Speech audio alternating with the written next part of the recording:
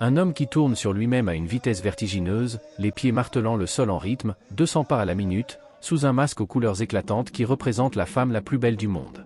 Imaginez que cet homme, vêtu d'un pagne multicolore et de chaussettes tressées en écorce de bois, fait vibrer tout un village, que les femmes ululent, que les enfants s'écartent et se rapprochent tour à tour, que les anciens hochent la tête en reconnaissant chaque geste, chaque inflexion du corps, comme on reconnaîtrait les paroles d'une prière.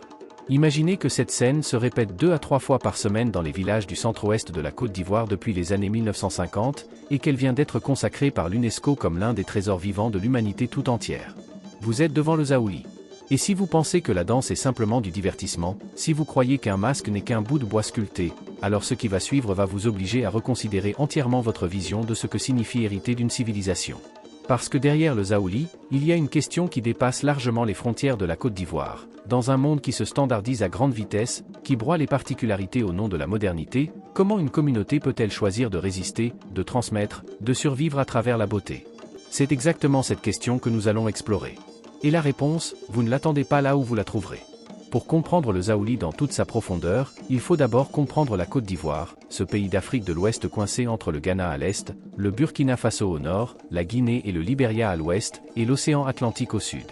Un pays de 27 millions d'habitants, 60 ethnies reconnues, des dizaines de langues parlées, une diversité culturelle qui reste l'une des plus riches du continent africain.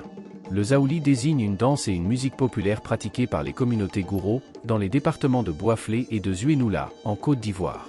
Les Gouro, aussi appelés Kweni, sont un peuple du centre-ouest du pays, agriculteurs et artisans réputés, qui ont développé au fil des siècles une culture de la sculpture sur bois et de la danse masquée parmi les plus sophistiquées du continent.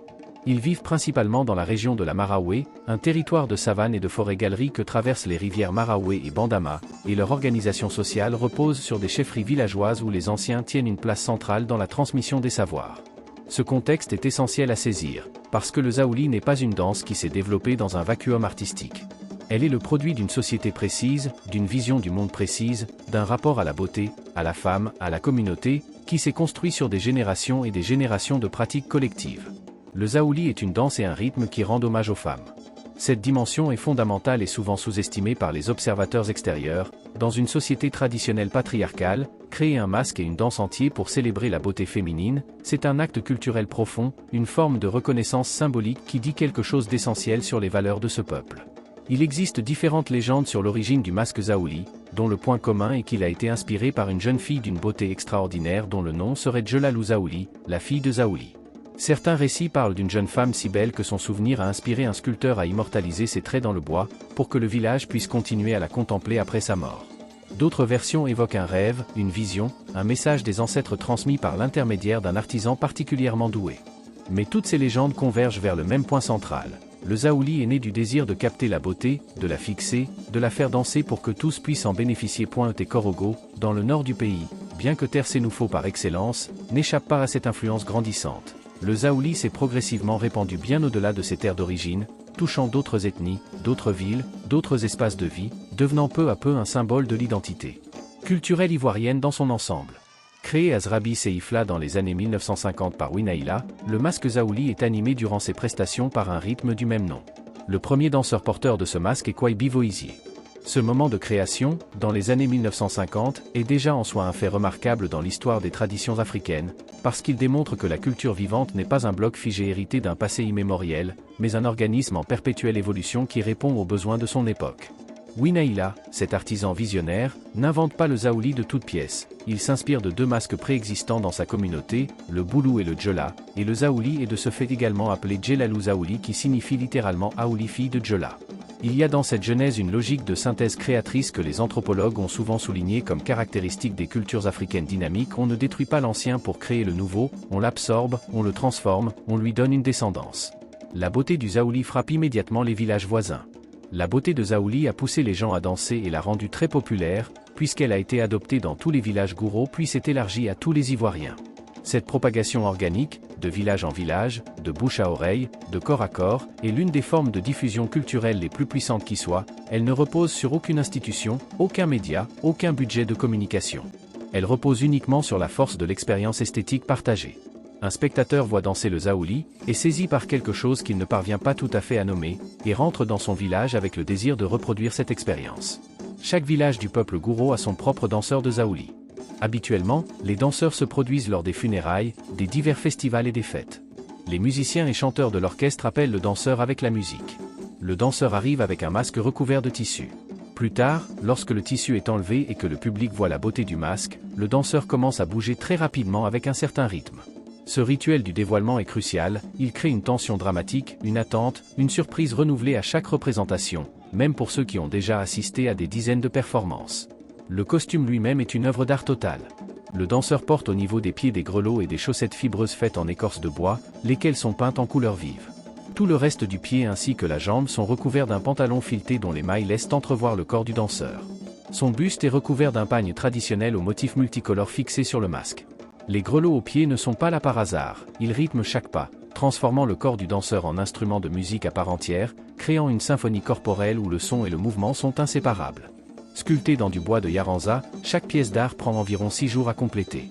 Chacun des masques transmet l'une des 7 légendes de la Côte d'Ivoire et peut inclure des détails animaliers, de petites sculptures sculptées dans le masque. 6 jours de travail minutieux pour un masque qui sera dansé et usé, puis refait.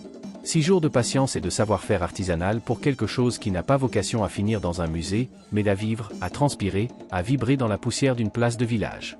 C'est en 2015 que la Côte d'Ivoire entreprend les démarches officielles pour faire reconnaître le Zaouli par l'UNESCO. Les localités où est pratiquée cette danse seront sillonnées par les équipes de l'Office ivoirien du patrimoine culturel dans le but d'expliquer le bien fondé d'une telle reconnaissance au plan international et obtenir l'aval des autorités coutumières comme exigé par l'UNESCO.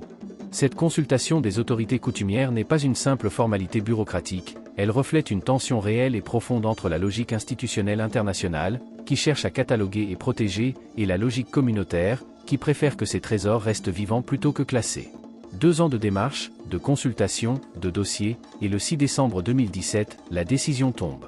Le Zaouli, danse pratiquée au son d'une musique du même nom par les communautés gourou de Côte d'Ivoire, est désormais inscrit sur la liste du patrimoine culturel immatériel de l'humanité. Cette inscription intervient le 7 décembre 2017, jour de la célébration du 24e anniversaire de décès de Félix Houphouët-Boigny, premier président de la Côte d'Ivoire et grand amateur de Zaouli. Une coïncidence chargée de symboles, comme si l'histoire avait décidé de rendre un dernier hommage à celui qui avait fait de l'unité nationale l'horizon de son règne, en consacrant l'une des danses qui incarne le mieux le génie culturel ivoirien. L'inscription du Zaouli au patrimoine de l'UNESCO est un événement qui mérite une lecture bien plus nuancée que le simple triomphe culturel qu'il est généralement présenté comme. Derrière la victoire symbolique, il y a des tensions, des enjeux, des contradictions que les communiqués officiels n'évoquent jamais. Premier enjeu, qui bénéficie réellement de cette reconnaissance ? Pour les experts, au-delà de l'aspect culturel, le Zaouli est un art associant le masque, le tissage et la musique. Cette danse est un élément essentiel du patrimoine culturel de la Côte d'Ivoire et une preuve du constant mouvement des héritages et de leur redéfinition perpétuelle.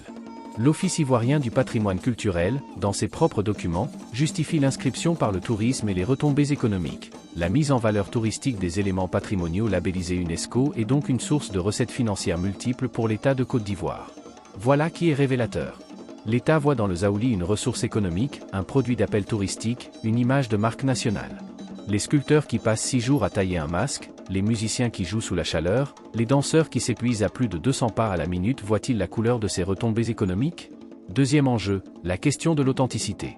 Le masque Zaouli est réputé détenir des pouvoirs permettant d'accroître la productivité du village dans lequel il est pratiqué. Cette dimension spirituelle et fonctionnelle est fondamentale, et elle risque d'être progressivement évacuée au profit d'un Zaouli de spectacle, d'un Zaouli pour touristes qui n'aurait conservé que la forme extérieure en perdant l'âme intérieure.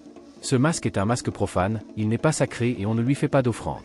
Il est lié au divertissement et au plaisir. Ce point est crucial et souvent mal compris par les observateurs extérieurs. Le Zaouli n'est pas un rituel sacré hermétiquement fermé aux étrangers. C'est précisément ce caractère ouvert, festif, partageable, qui lui a permis de se propager aussi rapidement. Mais cette ouverture est aussi sa vulnérabilité. Un objet culturel qui peut être vu par tout le monde peut être imité par tout le monde, commercialisé par tout le monde, vidé de son sens par tout le monde. Troisième enjeu, la transmission intergénérationnelle. La transmission de l'élément s'opère à l'occasion des représentations musicales et des séances d'apprentissage. Les amateurs en apprennent la pratique sous la supervision de praticiens expérimentés. Ce modèle d'apprentissage par immersion et compagnonnage est l'un des plus efficaces que l'humanité n'ait jamais inventé, mais il est aussi l'un des plus fragiles face aux mutations contemporaines. La jeunesse ivoirienne d'aujourd'hui est une jeunesse connectée, qui consomme du contenu mondial 24 heures sur 24, qui grandit avec TikTok et YouTube, qui vit dans des villes tentaculaires comme Abidjan ou Bouaké. L'on constate une méconnaissance de nos histoires, Voici maintenant la question que personne ne pose vraiment, la contradiction que les discours officiels soigneusement calibrés prennent soin d'esquiver systématiquement. Le Zaouli est inscrit au patrimoine de l'humanité depuis 2017. L'État ivoirien se félicite de cette reconnaissance. Les brochures sont imprimées, les conférences organisées, les articles élogieux publiés.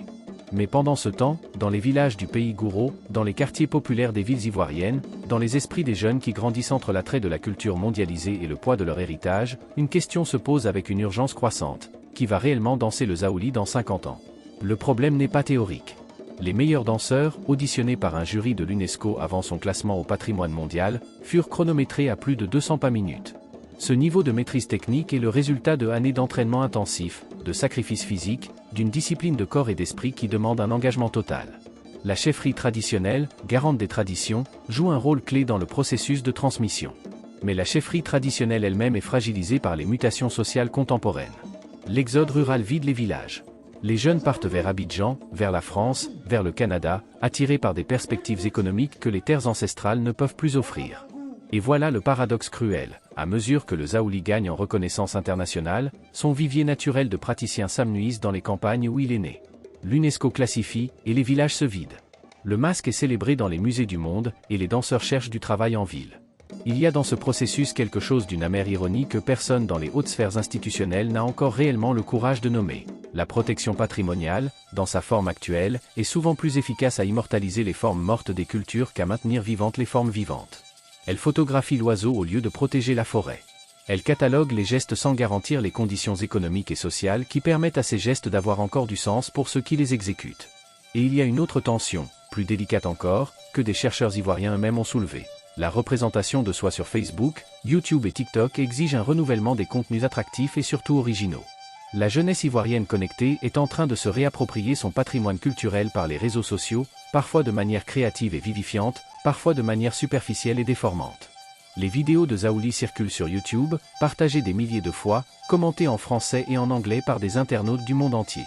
Mais cette visibilité numérique est-elle une forme de survie ou simplement une forme de fossilisation animée? Un masque qui danse sur un écran a-t-il encore la même puissance qu'un masque qui danse au milieu d'un village, entouré de la foule, sous la chaleur du soleil de Boisflé? La réponse vous appartient. Mais posez-vous vraiment la question? Nous voilà au terme de ce voyage à travers l'une des expressions culturelles les plus fascinantes et les plus complexes de l'Afrique contemporaine. Le Zaouli n'est pas simplement une danse. Il n'est pas simplement un masque. Il est un miroir dans lequel une société se regarde et décide de qui elle est. Le Zaouli est porteur de l'identité culturelle de ses détenteurs et encourage la